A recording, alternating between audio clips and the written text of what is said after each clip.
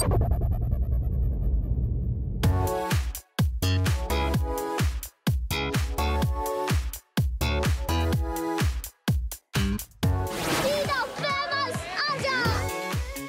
à tous, bienvenue dans Story Movies. Au sommaire de nos envies de cinéma, un réalisateur qui appelle à la vigilance, Ramin Bahrani. Next page. Une actrice énergique et franche, Sabrina Ouazani. Quand je pars sur un film, quand je donne ma parole, je plonge intégralement à corps perdu. Et une star de Bollywood, mais pas que, Dhanush. Now, have any of you guys ever seen one of these bad things for real? By the time you guys grow up, there won't be one book left. C'est l'histoire d'un monde pas si différent d'une autre où l'on brûle les livres, où on éradique le savoir. Plus de 50 ans après le film de François Truffaut, le roman dystopique de Ray Bradbury, Fahrenheit 451, est à nouveau adapté à la télévision cette fois-ci et à voir sur OCS. Devant la caméra, Michael Shannon, Michael B. Jordan et la française Sofia Boutella. Derrière, Ramin Bahrani, figure du cinéma indépendant américain qui avait marqué les esprits avec 99 Homes, œuvre choc sur la crise des subprimes, avec Andrew Garfield et déjà Michael Shannon. Rencontre avec un réalisateur en colère. I didn't expect to be so disturbed watching images of books being burnt. It was incredibly violent. So I'm sure you didn't burn real books on set, but what kind of feeling did you have having to film this? I was also very disturbed because we filmed real books burning. I'm sorry, but we had to do it. Actually, I really respect the Truffaut film. We studied also how he and Nicholas Roeg shot the books. We burned many books from different languages and cultures. You may see many French books in the film. Hunchback of Notre Dame, Flaubert, Camus. News, facts, memoirs, internetable. Burn it. The only thing I read on a tablet is script. I like physical books, and when we see the physical books in the movie, it's so strange to see them. It's as strange as climbing a tree and picking an apple. When was the last time you did that? I have to think about it. I think I can't remember myself. Yeah, my God, yes, you're right. And that's what it's like to touch a book in the movie. We're so disconnected from it. There are so many faces to oppression, and especially cultural oppression. What about the US? Is there absolutely no fear of an insidious cultural censorship? Oh, I think it's happening and been happening from the founding of America until now. The creation of America was based on the destruction of culture and a genocide. The idea came to me in 2015. So as we were finishing the third draft, the election started to happen. And we were terrified that things were getting even more like the script and like Bradbury's vision than when we started. And even in the editing, when Cambridge Analytica showed up and so many new things, we were again frightened in the editing room. My God, the world has become like the film, all of it like Bradbury. Little knowledge is a dangerous thing. You read a few lines, you're ready to blow up the world, chop heads off, destroy authority. I know. I've been through it all. Now, what do you want to do?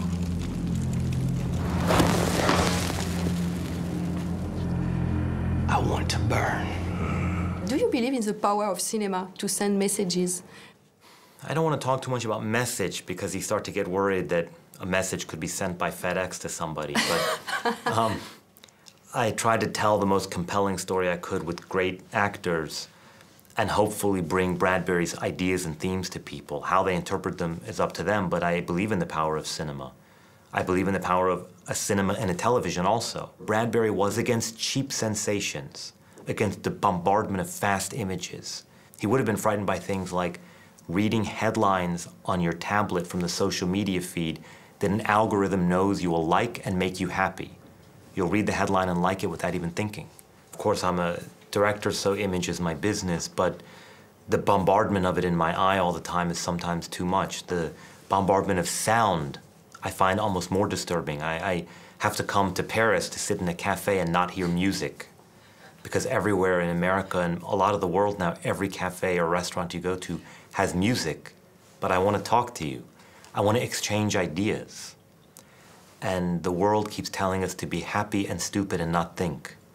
Again, Bradbury's fear.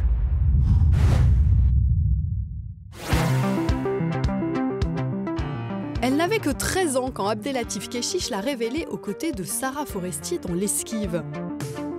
Sabrina Ouazani a depuis bien grandi entre cinéma d'auteur et comédie populaire comme Pattaya ou encore Taxi 5 de son compagnon Franck Gastambide.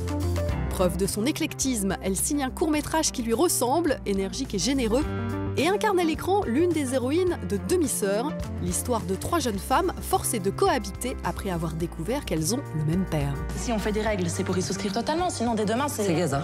Enfin, au bout d'un moment, on n'est pas au souk non plus. Pardon?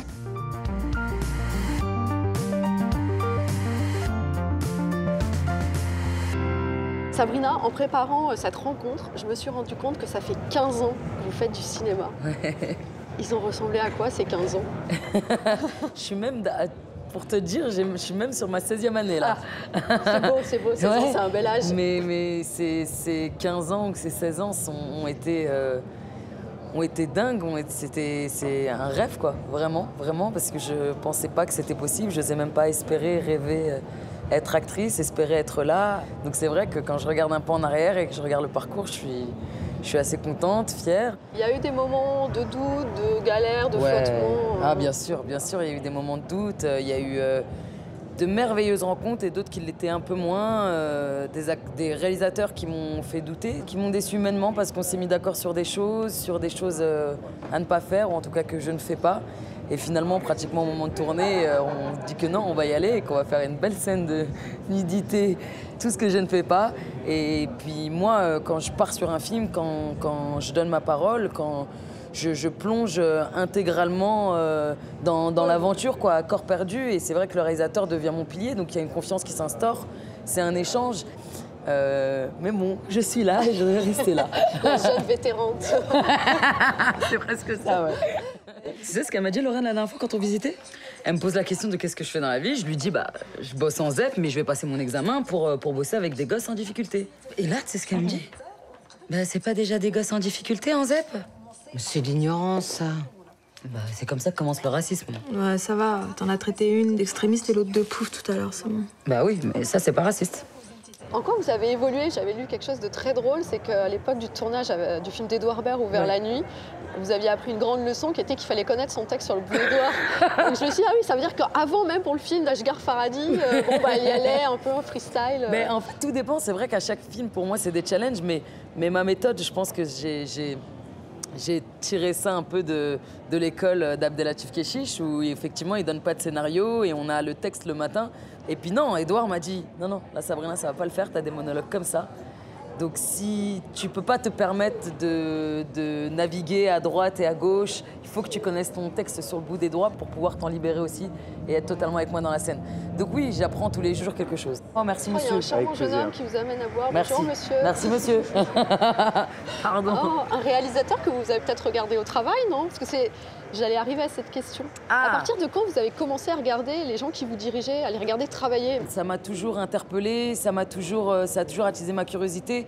Abdel, il aimait beaucoup ça parce que même les jours où je tournais pas, je venais sur le plateau parce que je voulais voir comment ça marche. Vous étiez toute jeune en plus. Ouais, je voulais voir comment fonctionnent les caméras, comment ça se passait. Mais c'est vrai que dans le détail plus technique, ça fait que quelques mois. Mettez-vous bien. Voilà. Et toi aussi, on va te mettre bien. Je t'ai dit la classe, la classe. Toi, ça va. Et toi, le bossu, Quasimodo, redresse-toi. Oui. Ça va? C'est moi, c'est toi là. Tu me donnes le tournis là. J'ai l'impression qu'il va jamais commencer, ça aide là. J'avais envie de filmer cette famille haute en couleurs, qui se coupe la parole, qui parle fort, qui chante, qui se crie dessus, mais qui s'aime énormément. J'avais envie de parler du poids du regard de l'autre, d'à quel point on est prêt à se changer, à se travestir pour plaire à l'autre. Y compris quand on est une actrice et que parfois il faut se nier un peu pour je sais pas faire ça. Ouais. Je sais pas faire. Je t'avoue que je sais pas mentir, je sais pas être une autre. On m'a tellement parlé du fait que je vienne de banlieue, de mon accent de banlieue, de choses comme ça. Donc parfois, je fais un petit peu attention à ma diction encore maintenant. Mais dans mon rapport avec les gens, je suis vraie, je calcule pas. Vous avez tourné avec un nom d'auteur assez incroyable hein, quand on y se pense. Alors Abdelatif Kechiche, Ashghar Farhadi, Xavier Beauvois et j'en oublie. Oui, je suis chanceuse. Et en même temps, là j'ai comme l'impression que vous avez envie d'aller vers des choses plus légères et ça vous va très bien aussi. Est-ce que vous aviez besoin de passer d'abord par ces auteurs-là? J'étais chanceuse surtout que eux veuillent bien de moi, que eux aient du désir pour moi. Et sur ce que tu dis par rapport au fait que j'ai envie de me diriger un peu plus vers des films un peu plus légers, non. Non, pas du tout. Au contraire, ça me manque. Moi, avant de faire un film comme Pattaya ou des films plus légers comme L'embarras du choix d'Éric Lavenne ou j'en passe, on se disait non, Sabrina, elle n'est pas drôle, Sabrina, elle ne peut pas être dans des comédies. Et maintenant que je fais ça, j'ai l'impression que les films d'auteur ou les autres films que j'aime réellement, profondément, c'est mon premier amour, on se dit non, non, Sabrina, maintenant, elle fait de la comédie. Non, non, les gars, je veux tout faire, j'aime tout faire. Merci. Merci beaucoup, c'est chouette.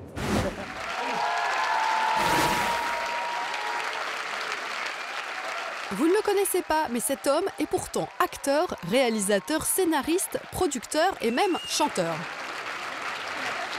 I didn't know I had to speak here, so I'm not prepared. Aux côtés de Bérénice Bejo et Gérard Jugnot, la star ce soir-là, c'est lui. Danouche, 34 ans, figure de Kollywood, nom donné à l'industrie du cinéma indien dont les films sont réalisés en tamoul.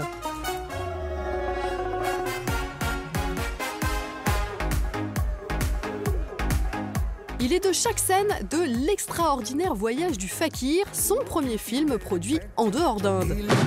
You're a refugee? Yes.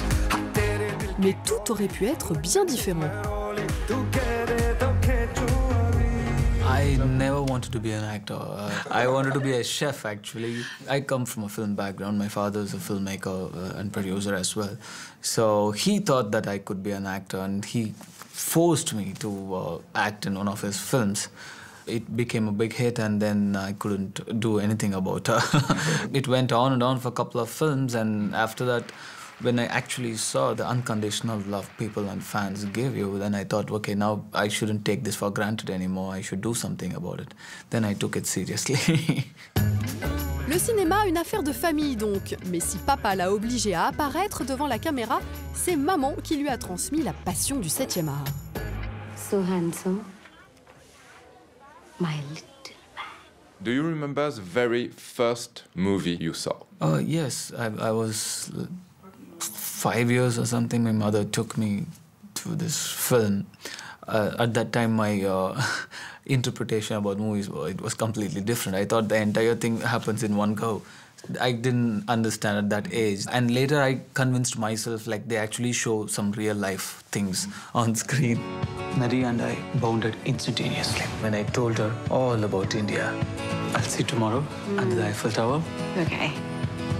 Oh, here in Paris, we do it on the cheeks. Now you know the term Bollywood, but but Indian cinema is much more than. Of course, Bollywood is doing great, and there's much more. Many in the like India has many languages, and each language has its own film industry. The young batch of filmmakers, they're doing so well. They're so confident, and they are making movies more for international audience, and the movies are reaching worldwide now. Also because of the exposure that we have now. So I'm very happy where we are going towards, where we are headed.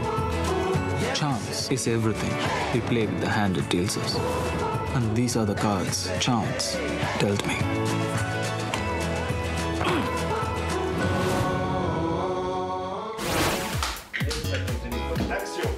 Story Movies vous donne rendez-vous la semaine prochaine pour une émission féminine et féministe menée par Agnès Jaoui.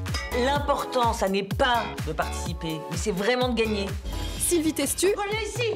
Tu vas où? Je vais dehors avec les putains. Reste ici. Et une réalisatrice norvégienne revenue de l'enfer, Hiram Hak. Câlin, câlin. Câlin, câlin. Salut.